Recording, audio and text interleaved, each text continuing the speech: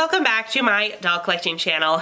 Today I have a video where I'm going to be showing you a new doll that I got from the thrift store a few days ago, but I will also be showing you all of my dolls that I have gotten at a thrift store. I'm very lucky. I have found so many at thrift stores, but also keep in mind I have been collecting as an adult for 4 years now, a little over 4 years. So yeah, this didn't happen all in a day, and most of my dolls are not from thrift stores, but I have been fortunate enough to find several actually. So I thought I would show them today and just talk about all the dolls I found at a thrift store. Now these are going to be like my 18-inch and then my also Wellie Wisher size dolls, so 14-inch dolls. This is not going to be Barbie size dolls that I found at thrift stores because that would be even longer.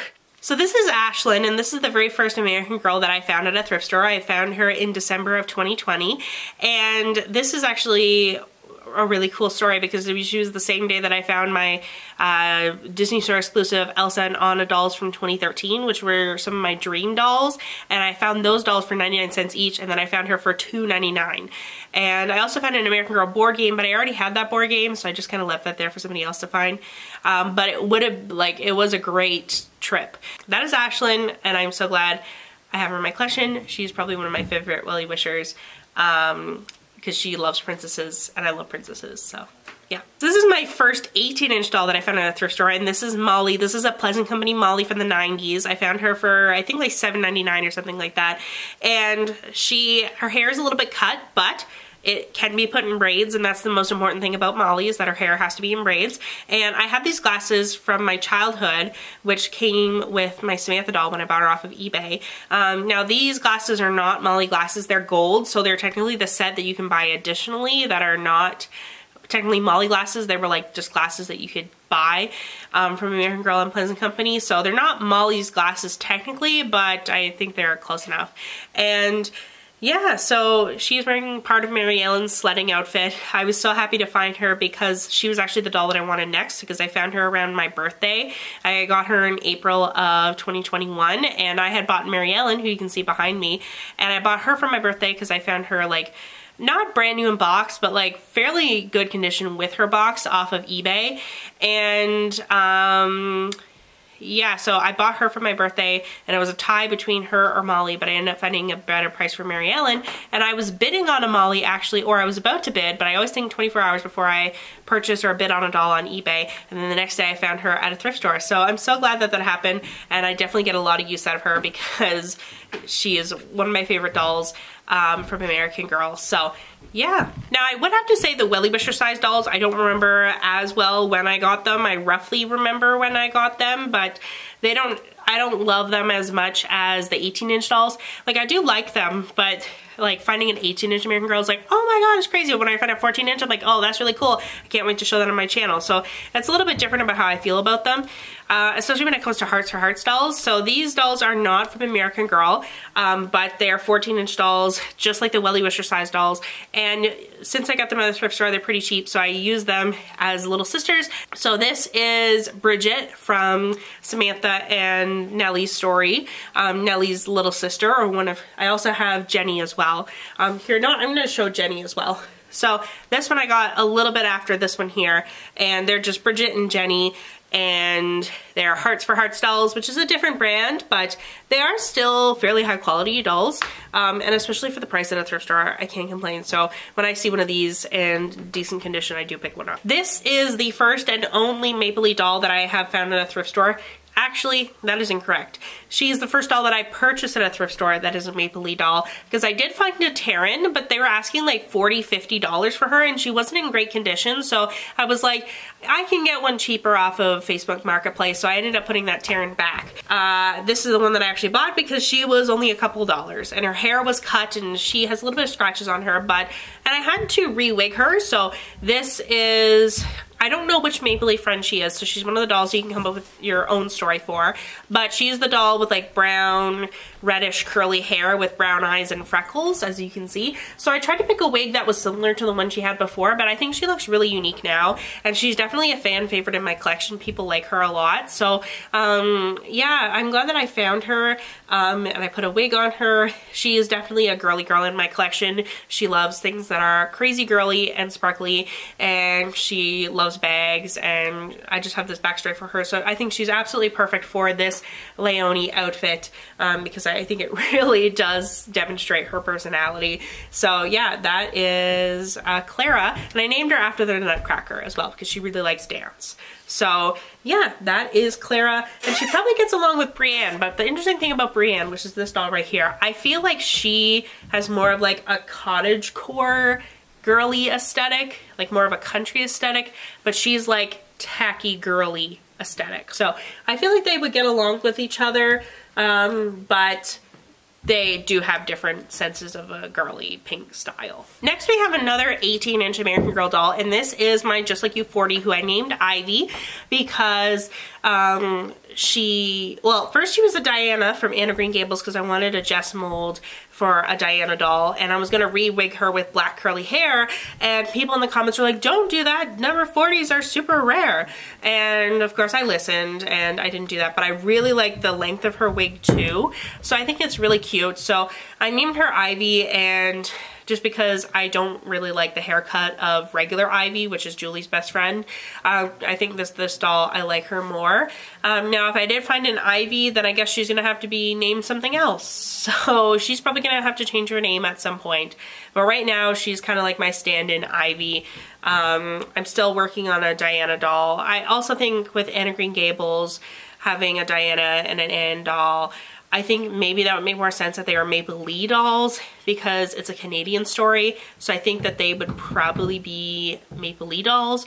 So there is a doll that I have my eye on from Maplelea right now, which I'm thinking about turning into a Diana.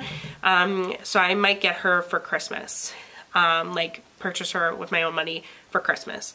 But yeah, this one I got really excited for. I found her in like October of 2022. Now this timeline is a little bit wonky and I don't fully know when I got each of these dolls, but I think I got the order down.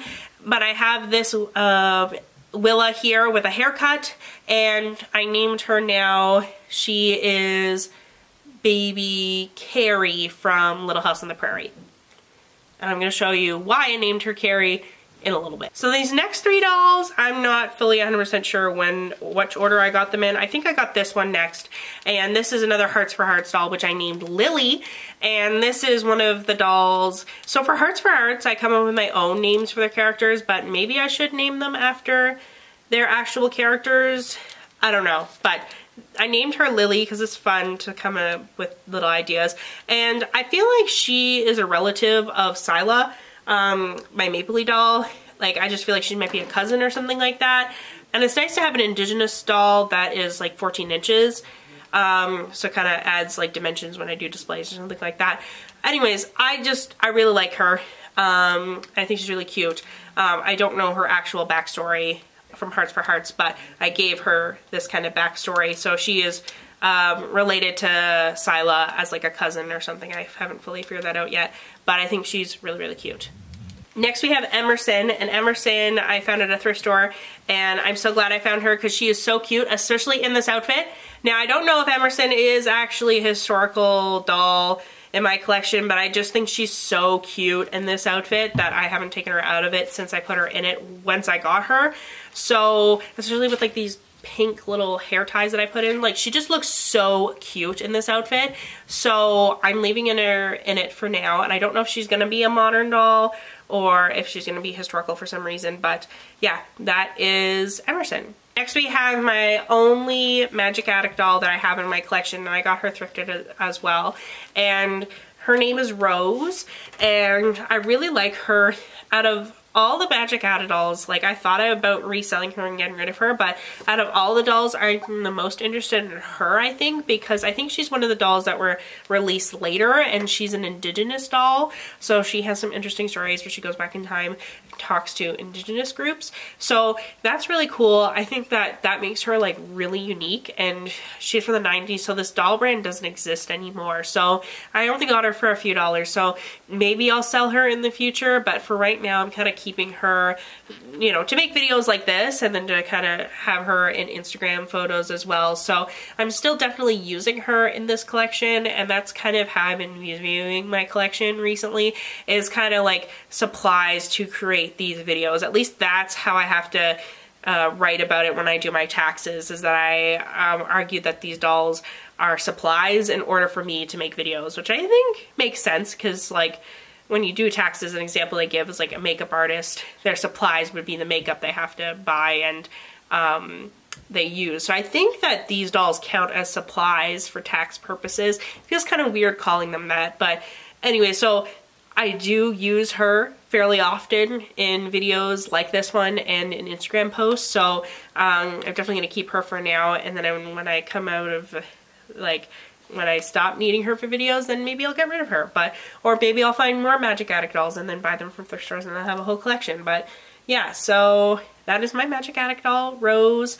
She is a slim doll, so it is a little bit tricky to find clothes that fit nicely on her. So the next dolls I found at a thrift store all on the same day, and this was crazy exciting because I went to a thrift store that I hadn't been to before in a city that I hadn't been to before. So yeah, it was really exciting, and it is this doll here. Well, one of the dolls here. So this is Laura, and I named her Laura after Little House on the Prairie because I was able to find this doll here, and I named her Mary. So Mary and Laura from Little House on the Prairie, the two sisters there. And the interesting thing about these dolls, and both of these dolls have their ears pierced, as you can see, but they also have visual written on their butt there, meaning that they are display dolls that were in an American Girl store at one point, and that they were sold to like an employee or something like that for a discount. So that means they can't be returned for like a refund, or there's certain rules and stuff like that. That's why they write visual there. I thought about making them like early 2000s twins. So kind of like Partners with Nikki and Isabel, but then I don't know, I thought I would love to have Little House on the Prairie dolls because I always wanted Little House on the Prairie dolls as a kid. So for now they're Little House on the Prairie, and I think they're going to stay there. And it's nice to have more dolls that are in that pioneer kind of time period, because I do have a fair amount of dolls like Kirsten, Marta, Singing Bird, and then now Laura and Mary, 18-inch dolls, wearing those pioneer kind of clothes. So it is kind of nice to have in my collection there. And also on the same trip, I found Camille, Wellie Wisher, and I named her Baby Grace. Yes, Grace, so the younger sister. So Carrie's the one that Little House in the Big Woods and Little House on the Prairie, and then this doll was born later, and I think she just looks younger than Emerson, and she is younger technically in my collection. So yeah, so I decided to make her a pioneer doll as well. So we basically have the four sisters now of Little House on the Prairie. So that was another thing me leaning into making them Little House on the Prairie dolls, is because I found this doll here. And maybe I'll find another Camille who's a Wellie Wisher size, but I generally don't know what to do with like regular Wellie Wisher size dolls. I don't know what to do with modern dolls most of the time, because I just, yeah, I don't know. So next we have another doll who is another Hearts for Hearts doll, and she is so gorgeous. She's probably one of the prettiest dolls in my collection, I'm not gonna lie. Here's what she looks like right here, and she has these beautiful pearl earrings. As you can tell, I like pearls on my necklace and my earrings, and even though these ones are shaped a little bit differently, but anyways, I love pearls so much, and I love that she's like, I kind of got girly vibes off of her. And she is, well, I made her sisters, I think, with Ashlin here. So they're sisters or cousins or something like that. I think I made them sisters, like twin sisters. And they're both very girly in my collection, and I love that. So I think that they're both beautiful and stunning. Like, they're just so gorgeous together. And I'm so glad I have her in my collection, especially when I cleaned her up and washed her hair. I was like, oh, this doll is beautiful. So she is, like, looks wise, one of my favorite dolls in my collection. I think she's just stunning. So I definitely like her a lot, and I'm so glad she's in my collection, and I got her for a few bucks because it was from the thrift store. Let me just show you what doll I got from the thrift store the other day. So this is a Julie. She has a haircut, as you can see, which is a little bit unfortunate because I don't have Julie. I don't have the historical 1970s girl, and I got really excited, and then I realized her hair is cut and I don't know what to do now. At first I was like, okay, she'll still be Julie with a haircut. But an iconic part of Julie is having the very long, straight blonde hair, which is very 70s. And even though I'm not a huge fan of the 70s, I did enjoy Julie's books when I was a kid. They were very interesting to me, considering how some things were very similar to my time period, but some things were quite different. And it was a few years, well, how long ago, the 70s? It was the early 2000s, so like 30 years ago when I read them. 40 years ago. But anyways, I found Julie's books very interesting, and I do appreciate how 70s they feel sometimes. Some of them feel a little bit costumey, like the outfits, but then other times it feels really well done. And it's probably just a balance they have to play in order for people to buy their products. But one of the iconic things about Julie is having long blonde hair, and she doesn't have it. So one thing I'm considering doing with her, and I'll bring out my other doll too. Now, if you've been watching my channel for a while, you might be familiar with this doll here. This is my 84, I believe. I believe she's an 84. But she has the Josefina face mold and black curly hair. So basically she's Josefina with curly hair. And she's a truly me doll, and I got her at the Chapters Indigo sale when they stopped selling American Girl. They put all their dolls on for great prices. And I was going to turn her into my Dungeons & Dragons character, Betty, which is a half-orc fighter. And I always wanted the Josefina mold for her, and I prefer brown or green eyes for her because I was going to dye her green, add like elf ears, and maybe add tusks or something like that to create this fantasy character. It would be a big project, but I think it would be really cool to have just a unique doll in my collection. But people are like, don't do that to this doll, get a doll from the thrift store. And I was like, I'm never going to find a doll from the thrift store. And $45 is what I paid for this doll here.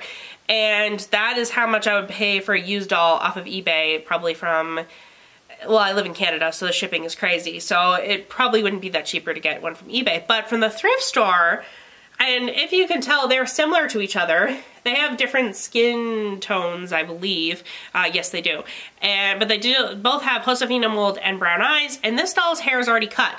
So I thought about maybe getting her, like dyeing her green because she is kind of a little bit dirty, and then giving her a black curly wig, and so she's like this, so I can keep this doll the way she is and make her something else, and maybe just get another Julie. I really wish I didn't have to do that because I would love a Julie that was in decent condition with her hair, and then I would just keep her as Julie. I don't care that I don't have her meat outfit.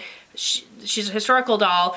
So I would have loved to have kept her, but like, as you can tell with her hair, it's like uneven cut too. So it's not even a nice cut. And it's just kind of like, so it's a little frustrating, but I don't know what to do with her yet. But that's just an idea I had throwing around. But if you know anything about me, is that I say things on this channel and then I change my mind. So yeah, that has been my video on all of the dolls that I found at thrift stores, plus a new doll that I have found. If you want to see more videos about American Girl and Maplelea, make sure to hit the subscribe button down below to be notified when I have new uploads. Also, make sure to follow my Instagram. And thank you so much for watching. Leave suggestions for future videos in the comment section below. What part of my collection do you want to see? And thank you so much for watching, and I'll see you all next time.